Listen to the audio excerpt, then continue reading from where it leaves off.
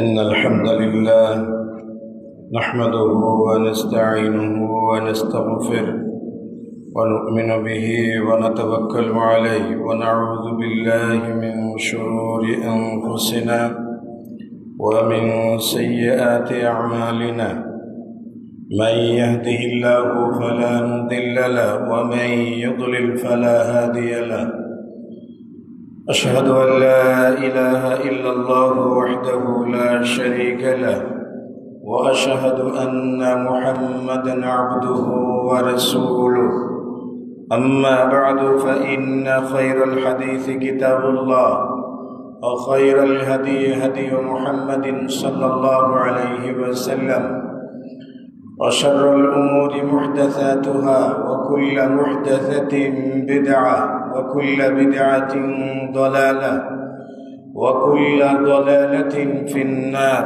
فاعوذ بالله من الشيطان الرجيم إن الذين آمنوا وعملوا الصالحات كانت لهم جنات الفردوس نزلا وقال رسول الله صلى الله عليه وسلم قال الله سبحانه وتعالى أعددت لعبادي الصالحين ما لا عين رأت ولا أذن سمعت ولا خطر على قلب بشر رواه البخاري الحمد لله আজকের জুমায় সমাগত সম্মানিত মুসল্লিয়ান ইকরাম, যাবতীয় প্রশংসা ও তারিফ আল্লাহ রাব্বুল আলামিনের জন্য নিবেদিত, যে মহান রব্বুল আলামিনের অশেষ অনুগ্রহে আজকের এই জুমায় আমরা সমবেত হওয়ার সুযোগ পেয়েছি। আলহামদুলিল্লাহ। দরুদ ও শান্তি বর্ষিত হোক নবী মুহাম্মদুর রাসূলুল্লাহ সাল্লাল্লাহু আলাইহি ওয়াসাল্লামের প্রতি। সম্মানিত উপস্থিতি, খুতবার শুরুতেই সূরাতুল কাহফের 110 নম্বর আয়াত উল্লেখ করেছি এবং নবী সাল্লাল্লাহু আলাইহি ওয়াসাল্লামের সুন্নাহ থেকে একটি হাদিস তেলাওয়াত করেছি।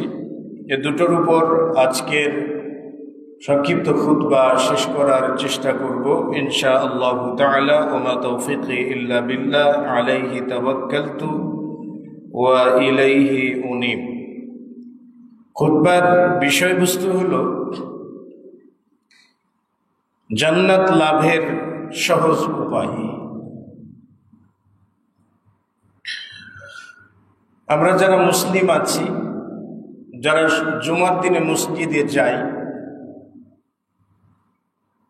আমরা সকলেই জান্নাত লাভের আশা করি, স্বপ্ন দেখি যে আমি জান্নাত লাভ করব। এজন্য হয়তোবা সাপ্তাহিক মুসল্লি যিনি প্রতি সপ্তাহে একবার করে মসজিদে আসার জন্য জান্নাতকেই প্রস্তুত করে রেখেছেন। এবং যারা মুমিন নয়, বিশ্বাসী নয়, অবিশ্বাসীদের জন্য আল্লাহ তাআলা শাস্তি স্বরূপ জাহান্নামকে প্রস্তুত করে রেখেছেন। সেই হিসাবে আখিরাতে মানুষ দুই ভাগে বিভক্ত। এক ভাগ মানুষ জান্নাতে যাবে, আর এক ভাগ মানুষ জাহান্নামে যাবে। আমরা যারা মুসলিম আছি, আমরা সকলেই আল্লাহ তাআলার কাছে জান্নাত প্রার্থী, জান্নাত কামনা করি যাতে আল্লাহ তাআলা আমাদেরকে জান্নাত দান করেন। আর আল্লাহ রাব্বুল আলামিন বলেছেন, আবু হুরায়রা থেকে বর্ণিত, তিনি বলছেন যে রাসূল সাল্লাল্লাহু আলাইহি ওয়াসাল্লাম বলেছেন, قال الله سبحانه وتعالى أعددت لعبادي الصالحين ما لا عين رأت ولا أذن سمعت ولا خطر على قلب بشر। আল্লাহ তাআলা বলছেন যে আমি আমার সৎকর্মশীল বান্দাদের জন্য প্রস্তুত করে রেখেছি, তৈরি করে রেখেছি, রিজার্ভ রেখেছি। এমন বিষয় প্রস্তুত করে রেখেছি, এমন নিয়ামত প্রস্তুত করে রেখেছি, এমন সুখের জায়গা প্রস্তুত করে রেখেছি, মা লা আইনুন রাআত, যেটা মানুষের চর্মচক্ষু কখনো দেখেনি, ওয়ালা উযুনুন সামিআত, এবং মানুষের কর্ণ যার বিবরণ কখনো শুনে নাই।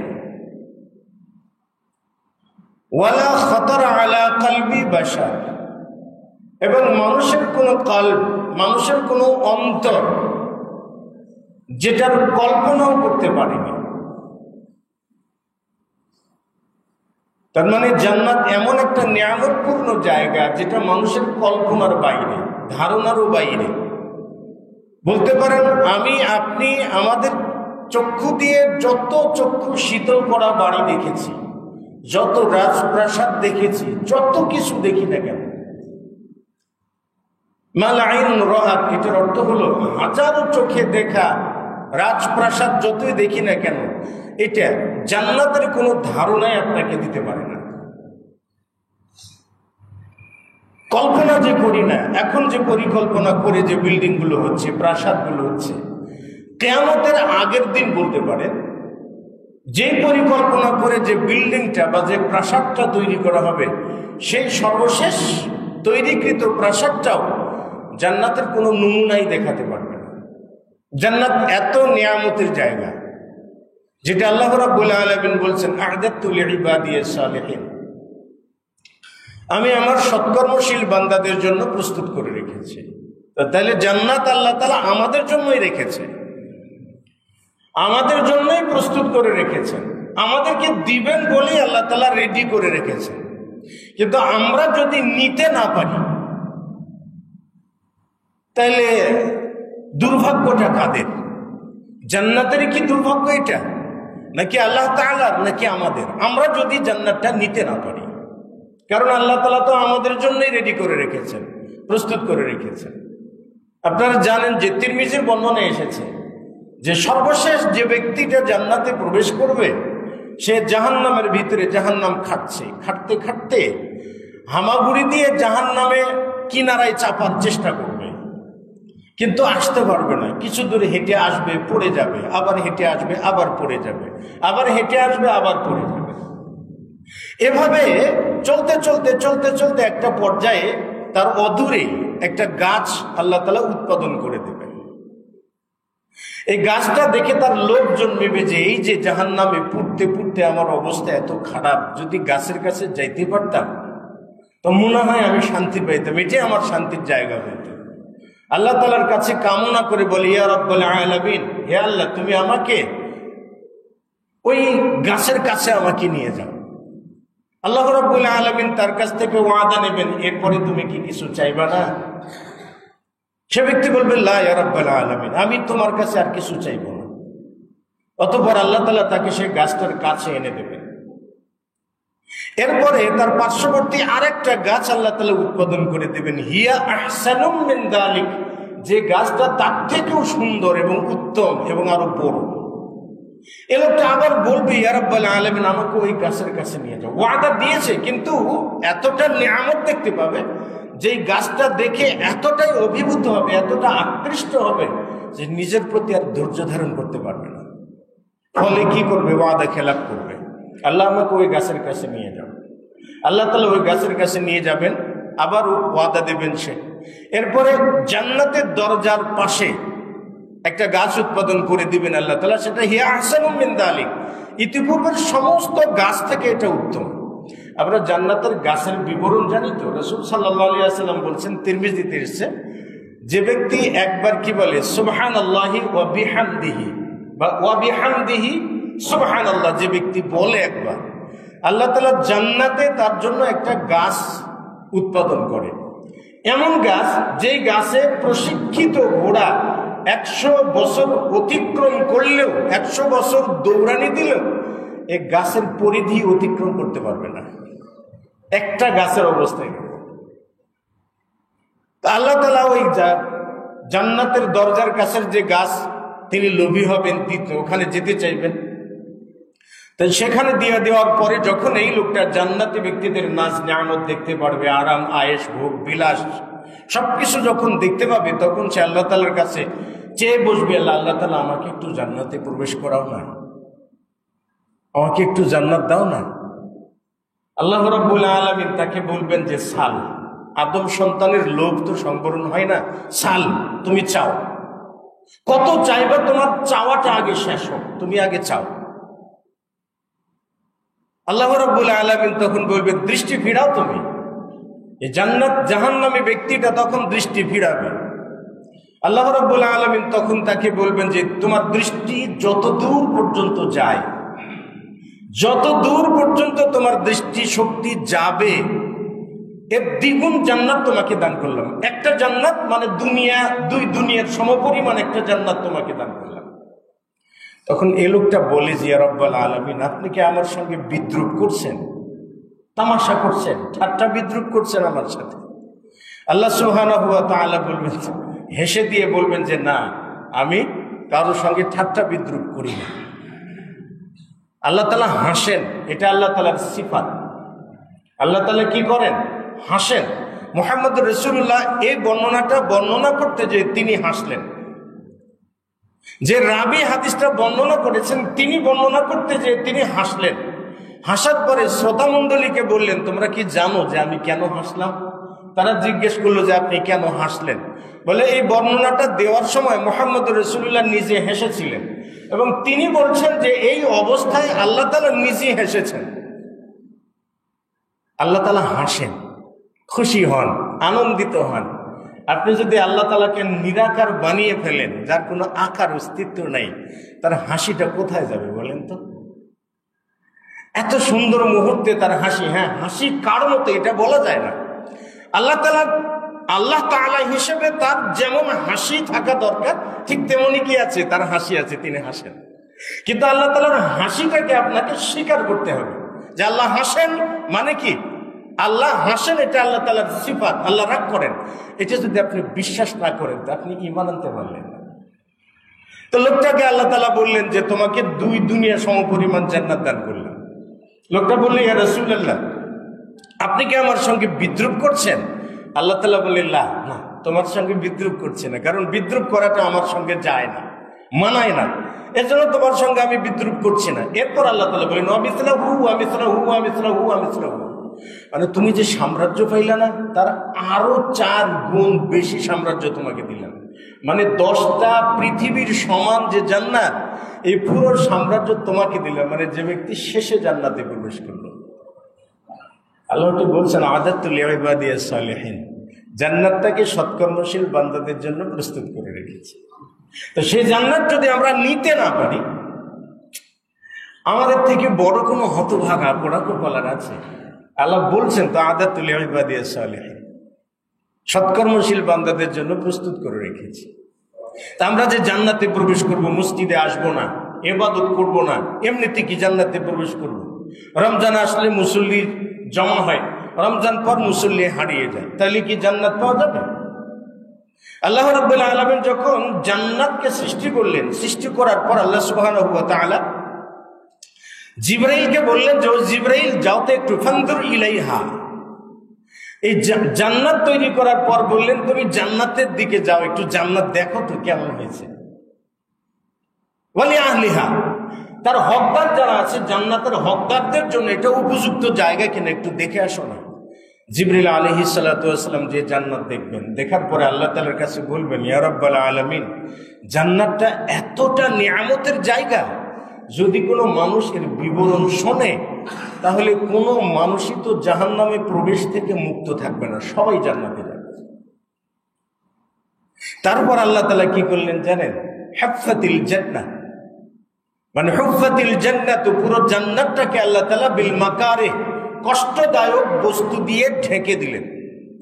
দেওয়ার পরে এবার জিবরিলকে বললেন, যাও তো জিবরিল দেখো তো এবার কি। জিবরিল আলাইহিস সালাতু ওয়াস সালাম যে দেখলেন যে জান্নাতে প্রবেশের রাস্তা বা পথগুলো যে এত কষ্টদায়ক, তিনি বললেন যে ইয়া রাব্বাল আলামিন, জান্নাতে অনেক নিয়ামত আছে, কিন্তু জান্নাতের চতুর্দিকে যা কিছু দিয়ে ভরা, তোমার বান্দাদের মধ্য থেকে তো কেউ জান্নাতে প্রবেশ করতে পারবে না। জাহান্নাম সৃষ্টি করার পর আল্লাহ তাআলা বললেন, যাও তো দেখো জাহান্নামের আগুন কেমন হয়েছে, হকদারদের জন্য কেমন শাস্তি হবে কিনা। জিবরাইল এসে বললেন, জাহান্নামের যে ভয়াবহ অবস্থায় রাব্বুল আলামিন বর্ণনা শুনলে দুনিয়ার কেউ তো জাহান্নামে যাবে না। অতঃপর আল্লাহ তাআলা কি করলেন, জাহান্নামের চতুর্দিকটা শাহাওয়াত প্রবৃত্তির চাহিদা দিয়ে পরিপূর্ণ করে দিলেন। জিবরিলকে পাঠিয়ে দিলেন। জিবরিল এসে বলছেন, ইয়া রাব্বাল আলামিন, তোমার সৃষ্টির এমন কেউ নাই যে জাহান্নামে প্রবেশ করবে না, সবাই তো জাহান্নামে প্রবেশ করবে। জাহান্নামের চতুর্দিকে এত চাকচিক্যময়, সবাই তো জাহান্নামে যাবে, কেউ তো আর জান্নাতে যাবে না। তাহলে হুজিবাতিল জান্নাতু বিল মাকারিহ, জান্নাতকে আবৃত করে দেওয়া আছে কি কষ্টদায়ক বস্তু দিয়া। আপনি তাহাজ্জুদে উঠবেন, কষ্ট করে উঠবেন, 5 ওয়াক্ত সালাতে আসবেন, কষ্ট করে আসবেন, ত্যাগ স্বীকার করে আপনাকে আসতে হবে। আপনি সম্পত্তির যাকাত দেবেন, সম্পত্তির মায়া পরিত্যাগ করে তারপরে আপনাকে যাকাত বের করতে হবে। দান করবেন, এমনিতে করতে পারবেন না, আপনার মন আপনাকে বাধা দেবে।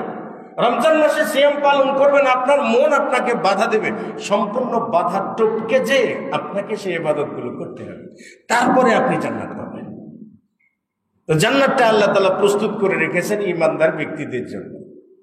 কারণ জান্নাতে যাওয়ার জন্য আমরা ফিট কিনা, উপযুক্ত কিনা। দুনিয়ার সব কিছু আমাকে আকর্ষণ করে। ব্যবসায় 24 ঘন্টা বসে থাকা, এতে আমার কোনো ক্লান্তি নাই। 24 ঘন্টায় আমার কোনো ক্লান্তি নাই। কিন্তু মসজিদে এসে আমার সালাত আদায় করার যে এই মাত্র 20 থেকে 25 মিনিট সময়টা, এই সময়টা বের করা আমার জন্য কষ্ট করে। কোটি কোটি টাকা আপনার আছে, সমস্ত অর্থ আপনি ভোগ করবেন, কিন্তু 100 টাকায় 2.5 টাকা যাকাত আল্লাহ তাআলা বরাদ্দ করে দিয়েছেন, ওইটা আপনি বের করতে পারেন না। সাপ্তাহিক জুমার দিনে সকলেই জুমা পড়তে যায়, আপনার ব্যবসায়িক ব্যস্ততা এতটাই বেশি যে আপনি জুমা পড়তে যেতে পারেন না। অথবা জুমার দিন সবার শেষে কোন রকমের আপনি জামাত ধরে 2 রাকাত পরে আপনি দৌড়ে নিতেন। জান্নাত আপনি কি করে নেবেন? আদাতুল ইবাদিয়াস সালিহিন, সবকিছু আপনার টানে, সবকিছু আপনাকে টানে, কিন্তু আল্লাহ তাআলার ইবাদত আপনাকে টানে না। বলছিলাম জান্নাতে যাওয়ার কিছু উপায় আছে, সহজ উপায় আছে। প্রথম উপায় হলো আপনার আমালুস সালেহ, সৎ আমল করতে হবে, বেশি বেশি সৎ আমল করতে হবে। আমালুস সালেহ, আল্লাহ রাব্বুল আলামিন বলছেন, ওয়াল আসরি, সময়ের কসম, ইন্নাল ইনসানা লাফি খুসর, নিশ্চয়ই সমগ্র মানুষ ক্ষতিগ্রস্ত। ক্ষতির সম্মুখীন মানে জাহান্নামী হবে, ধ্বংস হয়ে যাবে সমস্ত মানুষ। ইল্লাল্লাযীনা আমানু, যারা ঈমান এনেছে, ওয়া আমিলুস সালিহাত, সৎ আমল করেছে, ওয়া তাওয়াসাউ বিল হাক্কি, পরস্পরকে সত্যের নসিহত করেছে, ওয়া তাওয়াসাউ বিস সাবরি, এবং পরস্পরকে ধৈর্যের নসিহত করেছে। এর মানে ঈমান, আমল, এরপরে কি ধৈর্য, সত্যের প্রতি মানুষকে আহ্বান করা। আজকে আমাদের প্রজন্মের দিকে তাকালে দেখবেন ছোট ছোট বাচ্চা বাচ্চা হলামান, বয়স কত হবে 12, 13, 14, মুরব্বী মানুষকে থাপড়াতেও কার্পণ্য করে না। তার মানে কি জানেন, আমরা এমন একটা প্রজন্মের জন্য অপেক্ষা করেছি, এটা আধা পাগল প্রজন্ম, আধা পাগল প্রজন্ম, যাদের কাছে কোনো সম্মান নাই, মর্যাদা নাই, ব্যক্তিত্ব নাই, কার সামনে কি কথা বলতে হয় এরকম কোনো কিছু তার কমন সেন্সের ভিতরে ঢুকে নেই। কেন জানেন? আমরা যতটা সৎকর্মশীল থেকে বঞ্চিত, মানে ঈমানও আনি না, সতামূল করি নাই, পাপাচারে জড়াজড়ি নেই, যতটা পাপে আমরা জড়িয়ে পড়বো ততটাই আমাদের প্রজন্ম খারাপ হবে। শতামূল করে আল্লাহ তাআলা বলছেন, ইন্নাল্লাযীনা আমানু ওয়া আমিলুস সালিহাত কানাত লাহুম জান্নাতুল ফিরদাউসি নুজুলা, নিশ্চয় যারা ঈমান এনেছে এবং শতামূল করেছে তাদের জন্য রয়েছে জান্নাত। ইন্নাল্লাযীনা ক্বালু রাব্বুনাল্লাহ সুম্মা ইসতাকামু তাতানাজ্জালু আলাইহিমুল মালায়েকা, নিশ্চয়ই যারা বলে যে আমাদের রব আল্লাহ তাআলা, আমাদের স্রষ্টা আল্লাহ তাআলা, আমাদের প্রতিপালক আল্লাহ তাআলা, এটা বলে, সুম্মা ইসতাকামু, অতঃপর এটা বলার উপরে প্রতিষ্ঠিত থাকে, কখনো বিচ্যুত হয় না। তাতানাজ্জালু আলাইহিমুল মালায়েকা, তাদের উপরে ফেরেশতারা নাজিল হয়, তাদের উপরে ফেরেশতারা নাজিল হয়। এখন আমালুস সালিহ, সৎ আমল, সালেহ ইসলাহ থেকে, সৎ আমল কিন্তু সেটাকেই বলে। সৎ আমল কবুলিয়তের জন্য শর্ত, প্রথম শর্ত হলো 2টা। একটা হলো আল্লাহ তাআলার দেওয়া ফর্মুলাই হতে হবে, এবং মুহাম্মদ সাল্লাল্লাহু আলাইহি ওয়াসাল্লামের দেওয়া তরিকায় হতে হবে। আপনার সৎ আমলটা যদি আল্লাহ তাআলার নির্দেশিত হুকুমে না হয়ে থাকে, মুহাম্মদ রাসূলুল্লাহর তরিকায়, পদ্ধতিতে যদি না হয়ে থাকে, তাহলে আপনার এই সৎ আমলটা সৎ আমল বলে বিবেচিত হয়। আপনার সৎ আমলটা নষ্ট হয় তিনটি উপায়। সৎ আমলটা নষ্ট হয় তিনটি উপায়। সৎ আমল করলে আপনি জান্নাতে যাবেন, আল্লাহ বলছেন। সৎ আমল করলে মানুষ জান্নাতে যাবে, এটা আল্লাহ তাআলা বলছেন। কবরের আযাব থেকে সে মুক্ত হবে, কিন্তু শর্ত হইল সৎ আমলটা আল্লাহ তাআলার দেওয়া বিধান অনুযায়ী হতে হবে, মুহাম্মদ রাসূলুল্লাহ সাল্লাল্লাহু আলাইহি ওয়াসাল্লামের দেওয়া তরিকা অনুযায়ী হতে হবে। রসুলের তরিকা থেকে ইবাদতটা তখনই নষ্ট হয় যখন এর ভিতরে তিনটি কারণ সংঘটিত হয়। প্রথম কারণটা হইল তাজাদ্দুদুশ শাই ফিল ইবাদা, ইবাদতের ভিতরে নতুন কিছু যুক্ত করে দেওয়া, যেটা ইবাদত নয়। নবী সাল্লাল্লাহু আলাইহি ওয়াসাল্লামের জামানায় যেটা ইবাদত ছিল না, সাহাবায়ে কিরামগণদের জামানায় যেটা ইবাদত ছিল না, তারপরে তাবেঈনদের জামানায় যেগুলো ইবাদত ছিল না, সালফুস সালেহিনদের জামানায় যেগুলো ইবাদত ছিল না, বর্তমান জামানায় অথবা 100 বছর আগে বা 200 বছর আগে কোনো ক্রমেই ইবাদত হিসেবে ঢুকে পড়েছে। ইবাদত ছিল না কিন্তু ইবাদত হিসেবে ঢুকে পড়েছে। যেমন মাগরিবের পরে সালাতুল আওয়াবিন, যেটা পড়া হয় সারাকাত, এটা মুহাম্মদ রাসূলুল্লাহ জানতেনও না, চিনতেনও না। সাহাবায়ে কিরামগণ জানতেন না, চিনতেন না। তারপর তাবেঈনগণ জানতেন না, চিনতেন না। আওয়াবিন কাকে বলে রে বাবা? আওয়াব শব্দের অর্থ হলো দ্বিপ্রহরের আগ মুহূর্ত, যখন কি বলে মরুভূমি ফুটন্ত অবস্থায় থাকে, যে মরুভূমির উপরে একটা উটের বাচ্চা হাঁটতে পারে না, এতটা উত্তপ্ত হয়। ওই সময় সালাত আদায় করাটাকে বলা হয় কি? সালাতুল আওয়াবিন। আপনি সেটাকে জোর করে টেনে নিয়ে যা মাগরিবের পরে সেট আপ করে দিয়ে দিলেন। সালাতুল আওয়াবিন সালাতুল ইশরাক একই। সালাতুল ইশরাক এটাকে ফার্সিতে বলে চাষতের নামাজ। এটাই যখন আপনি সূর্য উদিত হওয়ার 1 ঘন্টার ভিতরে যখন পড়বেন আপনি, তখন এটা হলো সালাতুল ইশরাক। শারক মানে পূর্ব গগনে যখন সূর্য উদিত হয়, ওই টাইমে আপনি পড়তে পারেন নাই। আপনি যখন 8টা 9টা 10টা এই টাইমে যখন পড়বেন, এটা তখন হয়ে যায় কি? সালাতুদ দুহা। ওই সময় আপনি পড়েন নাই, দ্বিপ্রহরের আগে পড়েছেন, তখন ওই সালাতটা কি বলা হয়? সালাতুল আওয়াবিন। তার মানে সালাতুদ দুহা, সালাতুল ইশরাক অবস্থা ভেদের নাম বদলিয়েছে, সালাত একটাই, কিন্তু সেটাকে আমরা ভাগ করে নিয়ে গেলাম কখন? মাগরিবের পরে সালাতুল আওয়াবিন পড়েন। সাহাবায়ে কিরামগণ জানতেন না যে এই সময় কোনো সালাত আছে, ছিল না, কিন্তু সেটাকে কি আমরা ঢুকে দিয়েছি, একটা নতুন করে সংযোজন করে দেওয়া। 2 নম্বর হলো তাবদীলুল কাইফিয়া, পদ্ধতির পরিবর্তন। মুহাম্মদ রাসূলুল্লাহ একই ইবাদত, পদ্ধতির পরিবর্তনটা অনেক রকম হতে পারে। মুহাম্মদ রাসূলুল্লাহ পড়েছেন এক সময়, আপনি সেটাকে সময় বেঁধে দিয়েছেন অন্য সময়। মুহাম্মদ রাসূলুল্লাহ পড়েছেন এক পদ্ধতিতে, আপনি সেটার পদ্ধতিটা পরিবর্তন করে ভিন্ন করে দিয়ে দিয়েছেন। যেমন ধরে নিন যে ফজরের সালাত মুহাম্মদ রাসূলুল্লাহ গালাসে শুরু করতেন, মানে অন্ধকারে শুরু করতেন। অন্ধকারে শুরু করতেন, 60 থেকে 100 আয়াত প্রতি রাকাতে তিলাওয়াত করতেন। তারপর যখন ফজরের সালাত শেষ হইতো, তখন কি বলে আপনার তীর এক জায়গা থেকে নিক্ষিপ্ত হলে দেখা যেত, এরকম কিছু বিবরণ আছে, বেশ বিবরণ আছে। তার মানে তিনি গালাস মানে অন্ধকারে শুরু করতেন, শেষ করতেন ফর্সা হয়ে যেত, আবার কখনো কখনো কি অন্ধকারে শেষ হয়ে যেত। কিন্তু আপনি ফজরের সালাতটাকে টাইমটাকে চেঞ্জ করে এনে এমন একটা সময় আপনি ফিট করলেন যেটা কোনো রকমে সূর্য ওঠার আধা ঘন্টা আগে। মানে আপনি ফজরের সালাত পড়িয়ে মসজিদের দরজা দিয়ে বের হবেন, আর 10 মিনিট পরে সূর্য মামা হাত ডাক দিয়ে উঠে যাবে। আমরা আমাদের মসজিদে ফজরের সালাত পরে যখন বের হই, তখন দেখি কিছু ভাই খালি দৌড়াচ্ছে। আমরা সালাতের পরে তাসবিহ তাহলিল করার পরে বেশ প্রায় আধা ঘন্টা পরে মসজিদের দরজা দিয়ে যখন রাস্তায় বের হই, তখন দেখি যে দলে দলে মানুষ তাসবিহ গুনতিছে আর যাচ্ছে। বলে কি ফজরের জামাত অমুক মসজিদে হয় নাই, যে জামাত দেখতে হবে। দেখেন তো এই জামাতটা কখন শুরু করবে বলেন তো? রাসূল শুরু করলেন গালাসে অন্ধকারে, আর আপনি শুরু করলেন আলো চতুর্দিকে ফুটে গেলেন। এটা কি করা হলো? ওয়াক্তের পরিবর্তন করা হলো। রাসূল সাল্লাল্লাহু আলাইহি ওয়াসাল্লাম যে পদ্ধতিতে করেছেন আপনি সেই পদ্ধতিতে করছেন না। তার মানে কি? রাসূল সাল্লাল্লাহু আলাইহি ওয়াসাল্লাম যেভাবে করেছেন, কবর জিয়ারত মুহাম্মদ রাসূলুল্লাহ করেছেন, কিন্তু আপনার কবর জিয়ারতের মতো তো নয়। নবী সাল্লাল্লাহু আলাইহি ওয়াসাল্লাম বলেছেন কবর জিয়ারত করো তোমরা, কারণ কবর জিয়ারত করলে কি মৃত্যুর কথা স্মরণ হয়, তাই না?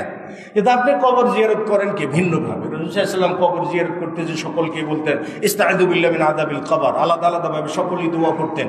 কিন্তু আপনি যে হুজুরকে বলে দিয়েছেন, কারণ হুজুর তো আপনার নিয়ন্ত্রণে না, আপনি হুজুরকে বলে দিয়েছেন, হুজুর এখন ওখানে একটা আনুষ্ঠানিকতা পালন করবে। কবরের পারে যে কবরবাসীর নাম ধরে আপনার নাম ধরে, আপনার 14 গোষ্ঠীর নাম ধরে হুজুর হাত তুলে দোয়া না করলে আপনার পেট ভরবে না। কারণ কি? পদ্ধতিগত পরিবর্তন করে ফেলেছেন। আরেকটা হলো অতিরঞ্জন করা, বাড়াবাড়ি করা। যাই হোক, আল্লাহ রাব্বুল আলামিন বলছেন, ইন্নাল্লাযীনা আমানু ওয়া আমিলুস সালিহাতি কানাত লাহুম জান্নাতুল ফিরদাউসি নুজুলা। যারা ঈমান এনেছে এবং সৎ আমল করেছে তাদের জন্য রয়েছে কি? জান্নাত। বেলাল রাদিয়াল্লাহু তাআলা আনহুকে জান্নাতে যে দেখলেন না মুহাম্মদ রাসূলুল্লাহ, এসে বললেন, ও বেলাল, তুমি কি এমন আমল করো যে আমলের জন্য আমি তোমাকে জান্নাতে আমার সামনে দেখতে পেলাম তোমাকে? বেলাল রাদিয়াল্লাহু তাআলা আনহু বললেন, ইয়া রাসূলুল্লাহ, তেমন তো কোনো আমল করি না আমি যখন ওযু করি তখন 2 রাকাত করে সালাত আদায় করতাম, এর বেশি তো করতাম না। দেখেন, একটা ইবাদতের জন্য আল্লাহ রাব্বুল আলামিন তার মর্যাদাটা কত বাড়িয়ে দিয়েছেন। তো সৎ আমল করলে জান্নাত, 5 ওয়াক্ত সালাত যেমন সৎ আমল, ওই রকম দৈনন্দিন জীবনের সুন্নাতগুলো কি আমাদের সৎ আমল। রাসূল সাল্লাল্লাহু আলাইহি ওয়াসাল্লাম বলছেন, জায়নাব থেকে বর্ণিত, তিনি বর্ণনা করেছেন যে নবী সাল্লাল্লাহু আলাইহি ওয়াসাল্লাম বলছেন, যে ব্যক্তি দৈনিক 12 রাকাত সুন্নাতের প্রতি যত্নবান হবে, দৈনিক 12 রাকাত সুন্নাতের প্রতি যে ব্যক্তি যত্নবান হবে, রাসূল সাল্লাল্লাহু আলাইহি ওয়াসাল্লাম বলছেন, বুনিয়া লাহু বিহিন্না বাইতুন ফিল জান্নাহ, তার জন্য এই 12 রাকাত সুন্নাতের বিনিময়ে জান্নাতে একটা অট্টালিকা নির্মাণ করা হয়। এই 12 রাকাত সুন্নাত বোঝেন, ফজরের আগে 2 রাকাত সুন্নাত, জোহরের আগে 2 রাকাত সুন্নাত, পরে জোহরের আগে 4 রাকাত সুন্নাত, পরে 2 রাকাত সুন্নাত, মাগরিবের পরে 2 রাকাত সুন্নাত এবং এশার পরে 2 রাকাত সুন্নাত। এই হলো 12 রাকাত সুন্নাত। কিন্তু আমাদের দিনী ভাইদের কেউ কিন্তু আমরা দেখি যে কোন রকম ইমাম সালাম ফিরছেন আর দৌড়ানি দিয়েছেন, বলে না আর মসজিদে থাকা যাবে না। কেন রে ভাই? মসজিদ কি শাস্তির জায়গা? একটা জিনিস হলো কি জানেন, আপনি কতটুকু তাকওয়াবান আপনি আপনাকেও পরীক্ষা করতে পারবেন, যে মসজিদে আসলে আপনাকে কতটুকু সময় থাকতে মন চায়, কতটুকু সময় আপনাকে জিকির আজকার করতে মন চায়, সুন্নাতগুলো কতটুকু পড়তে মন চায়। আপনার ভেতরকে যদি আপনি জিজ্ঞেস করেন তাহলে আপনি কতটুকু তাকওয়াবান এটা আপনি পেয়ে যাবেন।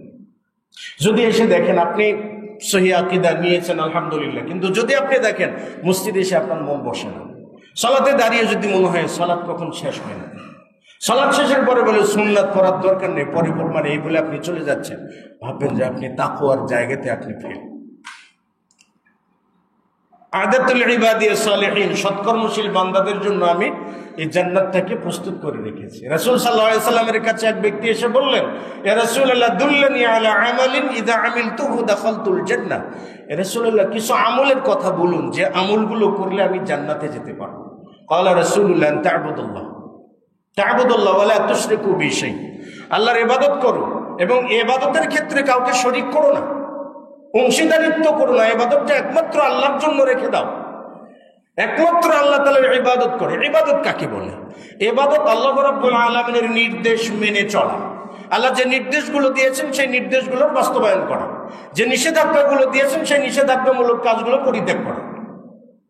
এ থেকে বোঝা যায় ইবাদত শুধু মসজিদের ভিতরে সীমাবদ্ধ নয়, ইবাদতটা আপনার 24 ঘন্টা জুড়ে, দৈনিক 24 ঘন্টা জুড়ে আপনার ইবাদত। মানে আপনি কি করবেন, যে কোনো পদক্ষেপ আপনি নেন না কেন, সেই প্রত্যেকটা পদক্ষেপ যদি শরীয়তের বাস বিচার করে হয় তাহলে প্রত্যেকটা পদক্ষেপ আপনার জন্য ইবাদত। মুহাম্মদ রাসূলুল্লাহ সাল্লাল্লাহু আলাইহি ওয়াসাল্লাম বলছেন যে যখন কোনো ব্যক্তি স্ত্রী সঙ্গম করে, স্ত্রী সঙ্গম করাটাও সাদাকা। সাহাবীরা জিজ্ঞেস করলেন, ইয়া রাসূলুল্লাহ, কোনো ব্যক্তি তার জৈবিক চাহিদা পূরণ করবে, এটা কি তার সাদাকা হয়, এটাতে কি সওয়াব হয়? নবী সাল্লাল্লাহু আলাইহি ওয়াসাল্লাম বললেন যে কোনো পুরুষ যদি হালাল হারাম উপায়ে কোনো নারীর কাছে গমন করে তাহলে কি তার জন্য পাপ হবে না? সাহাবীরা বললেন, নাম, হ্যাঁ ইয়া রাসূলুল্লাহ, পাপ তো হবে। তাহলে কোনো ব্যক্তি যদি বৈধ পন্থায় হালাল উপায়ে তার স্ত্রীর কাছে গমন করে তাহলে সওয়াব হবে না কেন? কারণ অনেকে জানেন আপনার প্রত্যেকটা কদমে কদমে আল্লাহ তাআলা সওয়াব লিপিবদ্ধ করে রেখেছেন, প্রত্যেকটা কদমে কদমে আল্লাহ তাআলা আপনার জন্য জান্নাতে যাওয়ার রাস্তাটা উন্মুক্ত করে রেখেছেন। তো যারা ঈমান এনেছে এবং সৎ আমল করেছে তাদের জন্য রয়েছে জান্নাত। জান্নাতের জন্য শর্ত ঈমান থাকতে হবে, বলিষ্ঠ ঈমান থাকতে হবে এবং সেই সাথে আমল করতে হবে। এমন না যে ঈমান এনেছি আমার আমলের প্রয়োজন না। আপনি যদি আমল না করে থাকেন তাহলে আপনার ঈমানটা অকেজো বলতে পারেন, ঈমানটা অকেজো। তবে ঈমানটা যদি সঠিক হয় তাহলে আপনি আমল ছেড়ে তো কখনো যাইতে পারেন। 2 নাম্বার যেটা হলো সেটা হলো মাখাফাতুল্লাহ, ইয়াউমুল হিসাব, কিয়ামতের দিন আল্লাহ তাআলার সামনে দাঁড়াতে ভয় করা। কিয়ামতের দিন আপনি আল্লাহ তাআলার সামনে কি নিয়ে দাঁড়াবেন? কি নিয়ে দাঁড়াবেন আপনি? আল্লাহ তাআলা কি বলছেন? আলিমাত নাফসুম মা আহদারাত। অন্য বর্ণনায় এসেছে, অন্য জায়গায় আল্লাহ বলছেন আলিমাত নাফসুম মা কদ্দামাত ওয়া আখখারাত।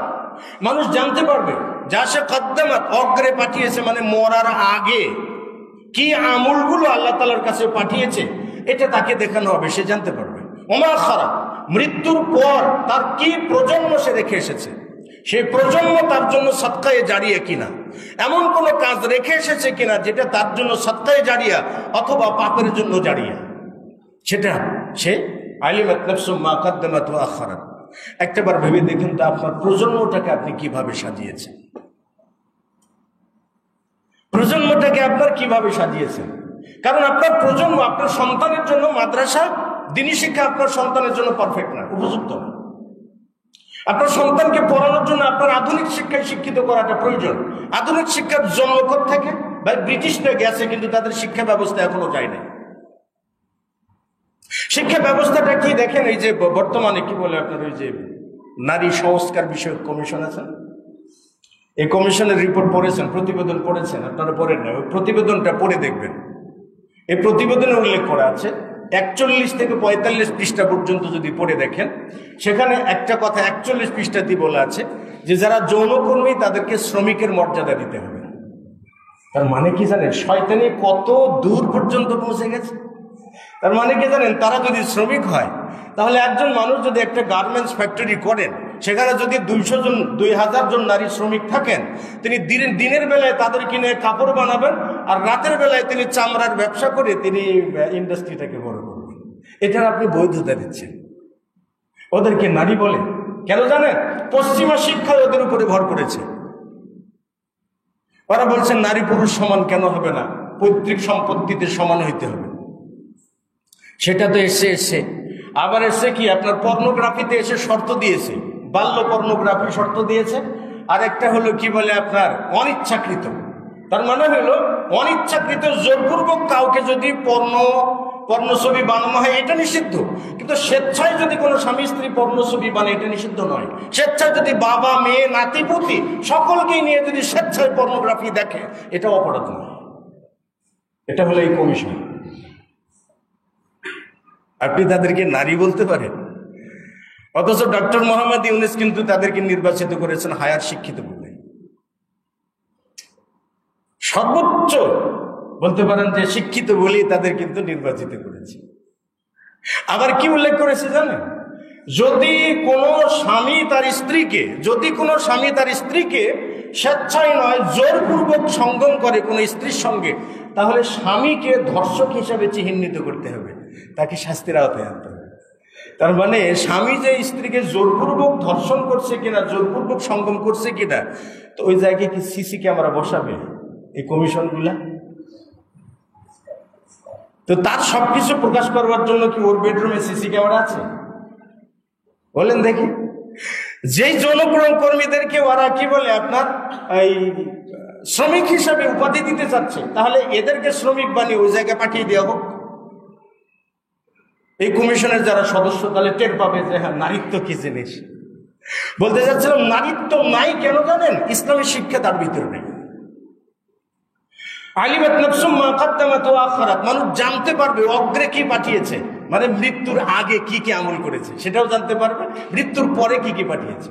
এখন আপনি আপনার সন্তানের জন্য ওই শিক্ষাটাই পছন্দ করেছেন, যেই শিক্ষাটা এই নারীবাদীরা শেখায়, ওই শিক্ষাটা পছন্দ করে আপনি বিলাতে পাঠিয়েছেন। দিনই কোনো জ্ঞান নাই, আস্ত একটা হনুমান হয়ে আপনার বাড়িতে এসে, আপনি পরিবারে এসে কি ওখানে থেকে যখন আপনি মারা যান তখন বললে দরকার নেই, বাবাকে দেখার দরকার নেই।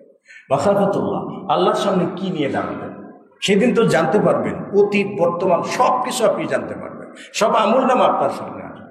আপনি যখন দেখবেন আপনার আমল নামে মা কদ্দামাত আলিমাত নাফসুম মা কদ্দামাত ওয়া আখখারাত, আখখারাতের পর্যায়ে যখন আপনি দেখতে পাবেন আমি যে আমার সন্তানকে রেখে এসেছিলাম, সেই সন্তান না যৌনকর্মীদেরকে এইরকম লাইসেন্স দিয়েছে, আমার সন্তান না জেনা ব্যভিচারে লিপ্ত ছিল, আমার সন্তান না নাস্তিক হয়ে গিয়েছিল, আমার সন্তান ধর্মকে বিশ্বাস করতো না, আমার সন্তান আলেম ওলামাদেরকে নির্যাতন করাটাকে খুব আনন্দের মনে করত।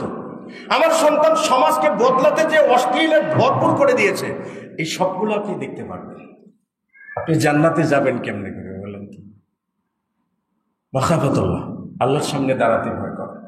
যে ভয় করে, আল্লাহ রাব্বুল আলামিন বলছেন যে ওয়ালিমান খাফা মাকাম রাব্বিহি জান্নাতান, যে ব্যক্তি আল্লাহর সামনে দাঁড়াতে ভয় করে তার জন্য দুটো জান্নাত রয়েছে।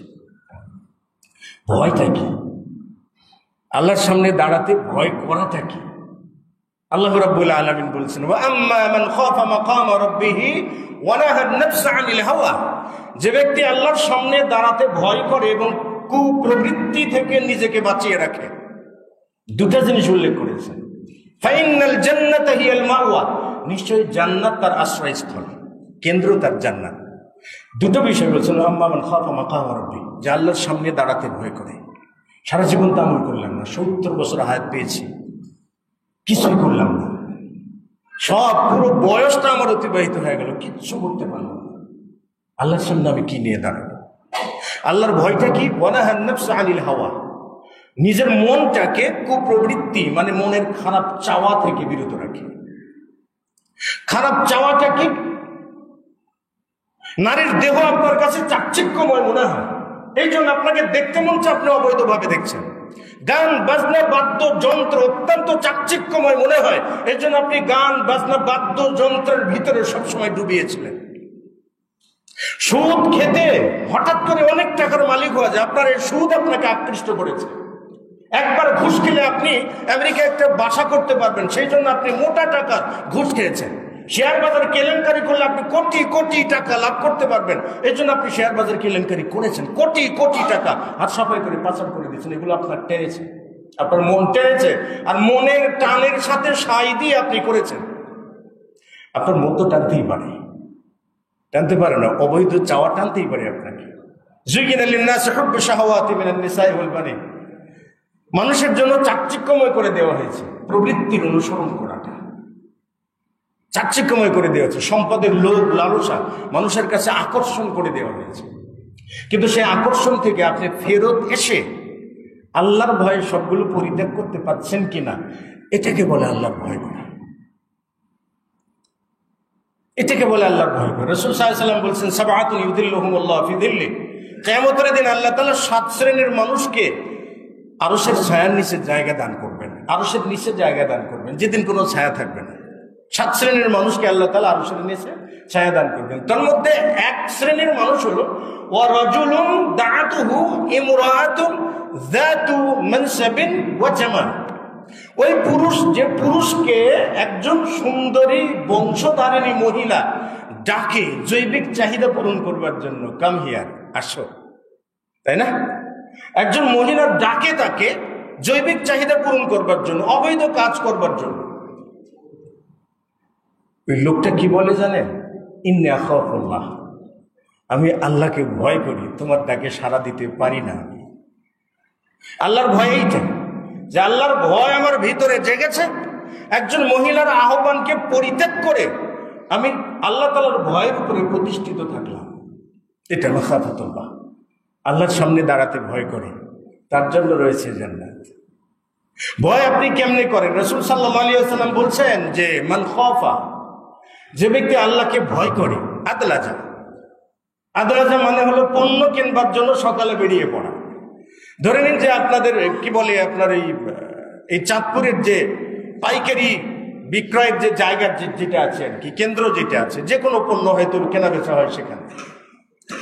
আপনি যদি জানতে পারেন যে হ্যাঁ অন্য শহর থেকে বা চট্টগ্রাম থেকে অনেক উন্নত মানের খেজুর আসছে, অনেক উন্নত মানের বিভিন্ন জিনিস আসছে, আপনি একজন ব্যবসায়ী, তখন আপনি কি করবেন? ওই উন্নত মানের জিনিসটা ধরার জন্য আপনি কি সন্ধ্যের দিকে রওনা দেবেন নাকি সকালে রওনা দেবেন? সকালে রওনা দেবেন আপনি, কারণ সকালে না যাইতে পারলে আপনি ভালো পণ্যটা আপনি পাইবেন না। রাসূল সাল্লাল্লাহু আলাইহি ওয়াসাল্লাম বলেছেন মান খাফা, যে ব্যক্তি ভয় করে, আশঙ্কা করে নিজের প্রতি, যে ব্যক্তি আদলাজা, সে ব্যক্তি পণ্য কিনবার জন্য খুব সকালে বেরিয়ে যায়। ওমান আদলাজা, আর যে ব্যক্তি সকালে পণ্য কিনতে বেরিয়ে যায়, ফাকাদ বালাগাল মানজিল, সে ব্যক্তি তার উপযুক্ত জায়গায় পৌঁছতে পারে, মানে কি তার ব্যবসার জন্য উন্নত মানের জিনিসগুলো সে নিয়ে আসতে পারে। মুহাম্মদ রাসূলুল্লাহ সাল্লাল্লাহু আলাইহি ওয়াসাল্লাম বলেছেন যে আলা ইন্না সিলআতাল্লাহিল গালিয়া, আল্লাহ তাআলার যে পণ্যটা সেটা অনেক দামি পণ্য। আল্লাহ তাআলার পণ্য যেটা, সেটা হলো কি জান্নাহ। আল্লাহ তাআলা আপনাদের জন্য আমাদের জন্য জান্নাতের অফার করেছেন, বিনিময়ে আমল চান। তাহলে আদরাজ মানে কি সকালে সকালে আমল ধরা, তার মানে আপনার জীবনের প্রথম প্রহর থেকে আমল ধরা। সেই জন্য মুহাম্মদ রাসূলুল্লাহ সাল্লাল্লাহু আলাইহি ওয়াসাল্লাম বলছেন, মুরু আওলাদাকুম বিসসালাহ, তোমাদের সন্তানদেরকে সালাতের আদেশ করো যখন তাদের বয়স 7 বছর। সালাত মুনাদায়ে প্রহার করো, শাসন করো যখন তাদের বয়স 10 বছর। তার মানে কি জানেন, আপনার জীবনের শুরু থেকে আল্লাহ তাআলার ডাকে সাড়া দিতে আল্লাহ তাআলা বলছেন। এ থেকে বলে আল্লাহ তাআলার ভয়।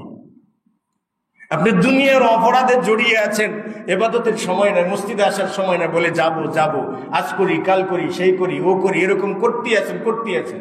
হাসান বসরি বলছেন কি জানেন, যে দীর্ঘ জীবনের আশা কেউ করবে না। দীর্ঘ জীবনের আশা করলে 4টি লস আছে জীবনে, 4টি ক্ষতি হবে জীবনে। প্রথম, তারকুত তাআ, এ ব্যক্তি ইবাদত ছেড়ে দিবে, আনুগত্য করবে না। তার মনে হবে যে সময় তো আছে, মাত্র কেবল 20 বছর, 80 বছর তো বাঁচবই, আরো 60 বছর তো পড়েই আছে, মাত্র কেবল এই সময়, কি দরকার আছে, করবো, এখন না পরে করবো, এখন না পরে করবো। তারকুত তাআ। 2 নম্বর লস হলো তারকুত তাওবা, পাপ করবে, সে কখনো তাওবা করতে চাইবে না। আমার বয়স তো এত অল্প বয়স, আমার তো তাওবা করার সময় আছে, এখনই কেন মসজিদমুখী হইতে হবে, এখনই কেন মসজিদমুখী 5 ওয়াক্ত নামাজি, দাড়ি রাখা, এত কিছু এখনই কেন করতে হবে? তো কেবল মাত্র নবযুবক, কাজে পরে তাওবা করি, পাপগুলো করে নেই, তারপরে একসময় তাওবা করবোই না। এটা তারকুত তাওবা পরিত্যাগ করে। 2 নম্বর হলো ভবিষ্যৎ জীবনের টেনশন তার মাথার উপরে চেপে বসে। আজকে যুবক আছে, পরিশ্রম করতে পারছি, যখন বুড়া হয়ে যাবে তখন তো পরিশ্রম করতে পারবো না, তখন কি খাবো, তখন কি পড়বো, তখন কোথায় থাকবো? দেখেন, আছে 20 বছর বয়সে আর টেনশন করছে 80 বছর বয়স হলে কি খাবে, কিন্তু বাঁচবে কয় বছর সেটা কিন্তু জানে না। বাঁচবে কয় বছর সেটা কিন্তু জানে না। তাহলে মানে এই 4র্থ নাম্বার যেটা ক্ষতি তার জন্য হবে, সেটা হলো আপনার কি বলে, তার অন্তরটা কঠোর হয়ে যাবে। এমন কঠোর হয়ে যাবে যে অন্তর থেকে কখনো মানুষের প্রতি দয়া, আল্লাহ তাআলার প্রতি দয়া, আল্লাহর মাখলুকের প্রতি দয়া কখনোই কি জাগবে না তার জন্য। এই জন্য হাসান বসরি রাহিমাহুল্লাহ বলছেন যে অতি দীর্ঘজীবী হওয়ার কোনো লোভ করো না। বলছিলাম মাখাফাতুল্লাহ, আল্লাহর ভয় করা, যে আল্লাহ তাআলার ভয় করে, আর আনাহান নাফসা আনিল হাওয়া, কুপ্রবৃত্তির পূজা থেকে নিজকে হেফাজতে রাখে, সে ব্যক্তির জন্য জান্নাত। কারণ হুজিবাতিল জান্নাতু বিল মাকারি ওয়া হুজিবাতিন নারু বিশহাওয়া, জাহান্নামকে কুপ্রবৃত্তির পূজা দিয়ে সাজানো আছে। মানে আপনার মন যা চায়, সুদ খাইতে চায় আপনি সুদ খান, মন মিথ্যা কথা বলতে চায় আপনি মিথ্যা কথা বলেন, মন বলে কলেজের দরজাতে বসে থেকে মহিলাদেরকে ইফটিজিম করো, সেটাও আপনি করেন, মন বলে পতিতালয়ে যাও আপনি পতিতালয়ে যান, মন বলে ঘুষ খাও তো আপনি ঘুষ খান, যাবতীয় অপরাধ মন যা বলে সেটাই করেন। তার মানে আপনার জাহান্নামে যাওয়ার রাস্তাটা একেবারেই প্রশস্ত। এজন্য জান্নাতে যাওয়ার সহজ দ্বিতীয় উপায় হলো মাখাফাতুল্লাহ, আল্লাহর সামনে দাঁড়াতে ভয় করা।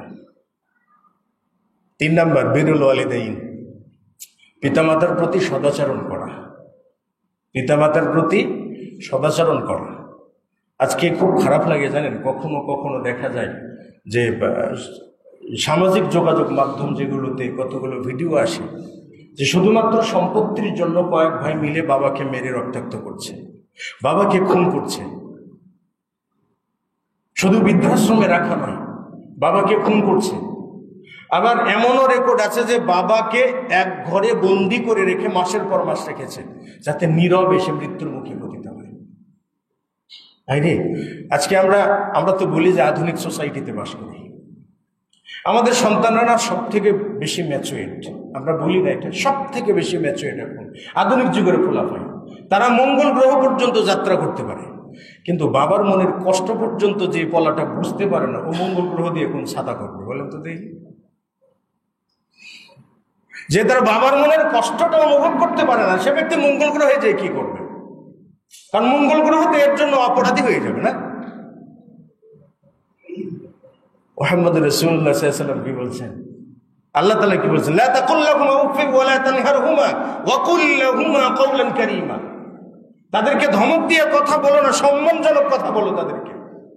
রাসূল সাল্লাল্লাহু আলাইহি ওয়াসাল্লামের কাছে এক ব্যক্তি এসে বলছেন, ইয়া রাসূলুল্লাহ, আমি যুদ্ধে যাওয়ার জন্য ইচ্ছা করেছি, আমাকে যুদ্ধে যাওয়ার জন্য অনুমতি দিন। নবী সাল্লাল্লাহু আলাইহি ওয়াসাল্লাম বললেন, আহাইয়ুন ওয়ালিদাক, তোমার কি মা বাবা বেঁচে আছে? মা বেঁচে আছে? কল না। নবী সাল্লাল্লাহু আলাইহি ওয়াসাল্লাম বললেন যে তুমি তোমার মায়ের সেবা করো। এই লোকটা ঘুরে অন্য দিক থেকে, ডান দিক থেকে, লোকটা বলছে আমি ডান দিক থেকে নবী সাল্লাল্লাহু আলাইহি ওয়াসাল্লামের কাছে এসে বললাম, ইয়া রাসূলুল্লাহ আরাদতু আন উজাহিদা ফি সাবিলিল্লাহ, আমি না আল্লাহর রাস্তায় জিহাদ করার ইচ্ছা করেছি, মায়ের সেবা করতে না, আল্লাহর রাস্তায় জিহাদ করতে চাই, সেই অনুমতি চাচ্ছি। নবী সাল্লাল্লাহু আলাইহি ওয়াসাল্লাম আবারও বললেন, যাও তোমার বাপ মায়ের খেদমত করো। লোকটা বলছে আমার এটা ধরছে না মাথার ভিতরে, আবার বাম দিক থেকে ঢুকে গেলাম, ইয়া রাসূলুল্লাহ আরাদতু আন উজাহিদা ফি সাবিলিল্লাহ, আমি আল্লাহর রাস্তায় জিহাদ করার জন্য ইচ্ছা করেছি, ওই নিয়াত করেছি, আমি তো এটা নিয়াত করি নাই। নবী সাল্লাল্লাহু আলাইহি ওয়াসাল্লাম একই কথা বললেন। আবার সামনের দিক দিয়ে যে বললাম, ইয়া রাসূলুল্লাহ আমি এই ইচ্ছা করেছি, ওই ইচ্ছা তো করি নাই। তখন নবী সাল্লাল্লাহু আলাইহি ওয়াসাল্লাম বলে, তোর বাপ মা বেঁচে আছে? বলে আছে ইয়া রাসূলুল্লাহ। ফালজিম কাদামাইকা কাদামাইহুমা, তাদের দুজনের পা আঁকড়ে ধরে তাদের সেবা করো, ওখানেই জান্নাত রয়েছে। সাম্মা জান্নাতুকা, ওখানে তোমার জান্নাত আছে। আপনি জান্নাত পাইতে চান?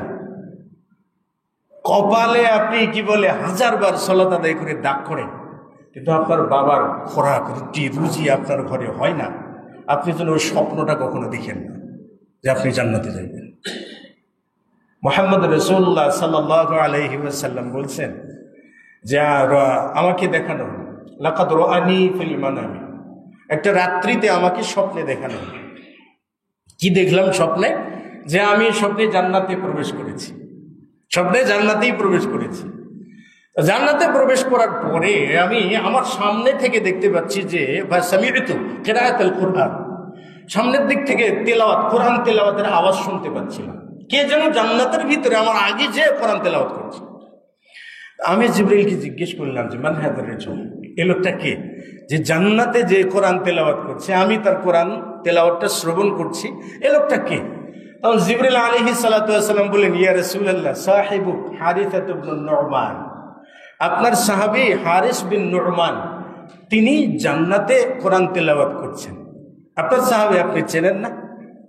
নবী সাল্লাল্লাহু আলাইহি ওয়াসাল্লাম তখন বলেন, কাযালিকাল বিররু কাযালিকাল বিররু, মা বাবার প্রতি সদাচরণকারীর পুরস্কার এরকমই হয়, মা বাবার প্রতি সদাচরণকারীর পুরস্কার এরকমই হয়। রাসূল সাল্লাল্লাহু আলাইহি ওয়াসাল্লাম বলেছেন, হুয়া আবাররুন নাস বিউম্মিহি, সে তার মায়ের প্রতি অন্যান্য মানুষের থেকে বেশি সদাচারী ছিল, সব থেকে বেশি সে মা পাগল ছিল, মায়ের খেদমত করত। পুরস্কারটা কয়টা দেখেন। প্রথমত এই ব্যক্তিকে জান্নাতের সার্টিফিকেট ধরিয়ে দিলেন কে? মুহাম্মদ রাসূলুল্লাহ। কেন? তিনি স্বপ্নযোগে তাকে জান্নাতে দেখে এসেছেন। তাহলে দুনিয়াতে থেকে জান্নাতের সুসংবাদ প্রাপ্ত কিসের কারণে? মায়ের খেদমত করার কারণে। 2 নম্বর হলো সুসংবাদটা দিলেন কি?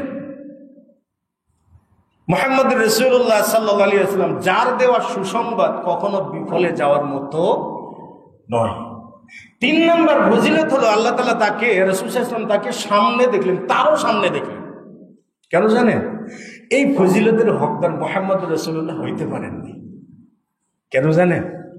খেদমত করার সময় আসতেই তো তার মা মারা গেছে, মায়ের পেটে থাকতেই তো বাবা মারা গেছে, তো মায়ের খেদমত কি করতে হয় এটা তো মুহাম্মদ রাসূলুল্লাহ করতে পারেন। এই জন্য তাকে জান্নাতে তারও সামনে দেখতে পেলেন। 4 নম্বর ফজিলত, জান্নাতে মানুষ যায়, ইমানদার ব্যক্তিরা জান্নাতে যাবে, ইমানদার ব্যক্তিরা আত্মা জান্নাতের গাছের সঙ্গে ঝুলন্ত থাকবে। শহীদ ব্যক্তির আত্মা কি করবে? সবুজ পাখির ভিতরে ঢুকে পড়বে, তাই না? জান্নাতের যে কোনো জায়গায় বিচরণ করবে। কিন্তু স্বজ্ঞানে জান্নাতে কোরআন তেলাওয়াত করে একমাত্র যে ব্যক্তি মায়ের খেদমত করে, সে ব্যক্তি ছাড়া আর অন্য কারোর জন্য এই ফজিলতটা কখনো জুটে না। ভাই, সে জায়গা থেকে আপনি কতটা অপরাধী ভেবেছেন? মা বাবার খেদমত করলে সহজে জান্নাত পাওয়া যায়। 5 ওয়াক্ত সালাত আদায় করবেন, হালাল ব্যবসা করবেন, মা বাবা থাকলে যথেষ্ট সেবা করবেন যাতে তাদের কখনো কষ্ট না হয়। আপনার জান্নাতে যাওয়ার জন্য আর রাস্তা বন্ধ হবে না, কখনো বন্ধ হবে না। মা বাবা মারা গেছে, তাও তাদের প্রতি সদাচরণ করা যায়, তাদের জন্য দোয়া করুন, তাদের জন্য ক্ষমা চান, তাদের জন্য দান করুন। তাদের সম্পত্তির প্রতি লোভ কেন আপনাদের? ভাই, সম্পত্তির প্রতি লোভ করে লাভ নাই তো, কারণ তাদের মাধ্যম দিয়ে আপনি যে জান্নাত পাবেন সেই জান্নাতের প্রতি লোভী হন, তাইলে আপনার জীবনে লাভ আছে। আখিরাতে আপনি যেমন জান্নাত পাবেন, দুনিয়াতে আপনার সচ্ছল জীবন এমনিতেই চলে আসবে। 3 নম্বর, কন্যা সন্তান। কন্যা সন্তানকে সঠিকভাবে প্রতিপালন করা, তবে হিজড়া বানাবেন না। সরি, আমি ভাষাটা এরকমই বলতে হয়, কেন জানেন? কারণ আপনি মেয়ে জন্ম দিয়েছেন, আপনার মেয়ে আপনার ছেলের মতো প্যান্ট শার্ট পরে ঘুরে বেড়ায়। এরকম হাজারটা মেয়ে জন্ম দিয়ে পৃথিবীতে রেখে গেলে আপনি জান্নাতের কাছাকাছি যেতে পারবেন। আয়েশা রাদিয়াল্লাহু তাআলা আনহা বলেন যে আমার কাছে ভিক্ষুক আসলো, একটা মহিলা, মিসকিন মহিলা আসলো, খাবার চাইলো, আমি তাকে 3টা খেজুর দিলাম, 3জনকে, 2জন তার সঙ্গে মেয়ে আছে আর সে আছে, আমি 3টা খেজুর দিলাম। খেজুর দেওয়ার পরে 2 খেজুর 2 বোনকে বন্টন করে দিল। একটা খেজুর আছে মুখে তুললো খাবার জন্য, কিন্তু তার 2 মেয়ে বলছে যে মা আমরা ওটাও খাবো। তখন একটা খেজুরকে ভাগ করে তিনি 2জনের মাঝে বন্টন করে দিলেন। আপনি শিশুকালে একবারে হারিয়ে যান, মায়ের মুখের খাবার কতবার আপনি খেয়েছেন, খেতে দেন নাই আপনি, কতবার যে খেয়েছেন আপনি খেতে দেন নাই। আপনি মায়ের ডান পাশে আপনি প্রস্রাব করে দিয়েছেন, মা আপনাকে প্রস্রাবের জায়গায় ঘুমিয়েছে, নিজে প্রস্রাবের জায়গায় যে বাম পাশে আপনাকে শুকনো জায়গায় রেখেছে, বাম পাশে আপনি প্রস্রাব করে দিয়েছেন। মা এখন কোথায় যাবে? প্রস্রাবের জায়গায় যে পিঠের নিচের জায়গাটা ফাঁকা করেছে, সেখানে শুকনো কাপড়ে আপনাকে ঘুমাতে দিয়েছে। বিছানাতে কোনো জায়গা নেই, সব জায়গায় আপনি প্রস্রাব করে শেষ করে দিয়েছেন। মা আপনাকে বুকের উপরে নিয়েছে। বুকের উপরে যখন আপনি প্রস্রাব করেছেন, তখন মা আপনাকে কোথায় রেখেছে জানেন? কাত হয়ে পাঁজরের উপরে রেখেছে। আপনি এখন ভুলে গেছেন সবগুলো, আর মুসলমানের তো ফুটান বলেন। কন্যা সন্তান রাসূল আয়েশা রাদিয়াল্লাহু তাআলা বলছেন, আমি রাসূল সাল্লাল্লাহু আলাইহি ওয়াসাল্লাম ঘরে আসলে বললাম, ইয়া রাসূলুল্লাহ, ব্যাপারটা এরকম ঘটনা না ঘটে গেল। তখন নবী সাল্লাল্লাহু আলাইহি ওয়াসাল্লাম বলছেন যে মান উবতুলিয়া মিন হাদিহিল বানাত, যে মানুষকে এই কন্যা সন্তান দিয়ে পরীক্ষা করা হয়, অতঃপর সেই মানুষটা ফাআদাবাহুন্না, এই কন্যা সন্তানদেরকে আদব শিক্ষা দেয়, ওয়া আহসানাহুন্না, তাদের প্রতি ইহসান করে। আর কি করে? ছেলেদের উপরে মেয়েকে বা মেয়ের উপরে ছেলেকে অগ্রাধিকার দেয় না। তখন এই মেয়েরাই তার জন্য জান্নাতে যাওয়ার, জাহান্নামে যাওয়ার পর্দা হয়ে যাবে। তার মানে জানেন, কিয়ামতের দিন আপনার জন্য জাহান্নাম যদি অবধারিত হয়ে যায়, আর এইরকম আদববান মেয়ে যদি আপনার থাকে, তারা জাহান্নামের দরজার সামনে দাঁড়িয়ে বলবে, ইয়া রাব্বাল আলামিন, আমার মা বাবাকে আমরা জাহান্নামে দিতে চাই না, তাদেরকে আমাদেরকে দিন। এমন সৌভাগ্যময় বাবা কয়জন আছে যে নিজের মেয়েকে আদব শিক্ষা দিয়েছেন, দিন শিক্ষা দিয়েছেন, ভদ্রতা শিক্ষা দিয়েছেন। এমন শিক্ষা দিয়ে না যে শিক্ষা আপনার জন্য জাহান্নাম তারা অবধারিত করে। কারণ নিসাউন কাসিয়াতুন আরিয়াতুন মুমিলা, মহিলারা যারা পোশাক পরার পরে বিবস্ত্র, পুরুষকে নিজের দিকে আকৃষ্ট করে, নিজেরা পুরুষের দিকে আকৃষ্ট হয়, এই মহিলারা জান্নাতে প্রবেশ করবে না, জান্নাতের সুগন্ধও পাবে না। এই জন্য মেয়ে বানান যে মেয়েটা আপনার জন্য জান্নাতে যাওয়ার কারণ। এমন মেয়ে বানান না যে মেয়েটা আপনার জন্য জাহান্নামে যাওয়ার কারণ।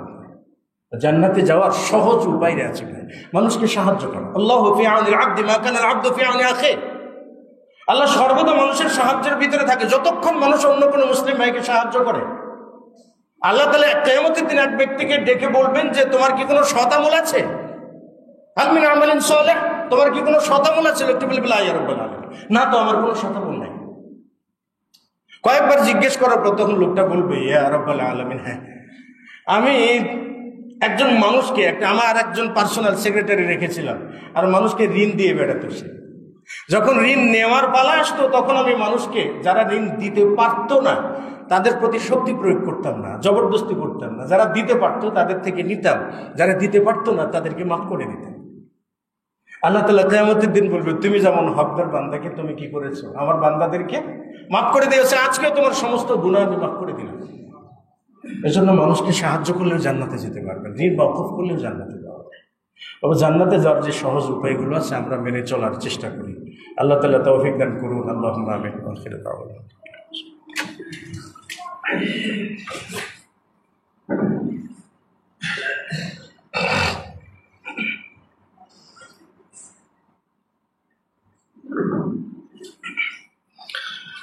আলহামদুলিল্লাহি রাব্বিল আলামিন ওয়াস সালাতু ওয়াস সালামু আলা নবিয়িনা মুহাম্মদ ওয়া আলা আলিহি ওয়া সাহবিহি আজমাইন ওয়া বা'দ। সম্মানিত উপস্থিতি, এখানকার মসজিদ মাদ্রাসা তথা মসজিদ সিদ্দিক এবং মাদ্রাসা কমপ্লেক্সের একজন ছাত্রের দাদি শুনেছি আর কি, তিনি আইসিইউতে আছে, লাইফ সাপোর্টে আছে। তো আপনাদের কাছে দোয়া প্রার্থী যাতে আল্লাহ রাব্বুল আলামিন তাকে অতি সত্বর সুস্থতা দান করেন এবং জীবনের গুনাহ খাতাগুলোকেও যাতে আল্লাহ তাআলা মাফ করেন। আল্লাহুম্মা আমিন। লা বাসা তুহুর ইনশাআল্লাহ। আযহিবিল বাস রাব্বান নাস ওয়াশফি আনতা শাফি লা শিফাআ ইল্লা শিফাউকা শিফাআন লা ইউগাদিরু সাকামা। اللهم صل على محمد وعلى آل محمد كما صليت على إبراهيم وعلى آل إبراهيم إنك حميد مجيد اللهم بارك على محمد وعلى آل محمد كما باركت على إبراهيم وعلى آل إبراهيم إنك حميد مجيد اللهم أعز الإسلام والمسلمين اللهم لعن الكفرة والمشركين ربنا افرغ علينا الصبر وتوفنا مسلمين اللهم انصر من نصر دين محمد صلى الله عليه وسلم واجعلنا منهم اللهم اخذل من خذل دين محمد صلى الله عليه وسلم ولا تجعلنا منهم ربنا آتنا في الدنيا حسنة وفي الآخرة حسنة وقنا عذاب النار ربنا تقبل منا إنك أنت السميع العليم وتب علينا إنك أنت التواب الرحيم سبحان ربك رب العزة عما يصفون وسلام على المرسلين والحمد لله رب العالمين سبحانك اللهم وبحمدك أشهد أن لا إله إلا أنت أستغفرك وأتوب إليك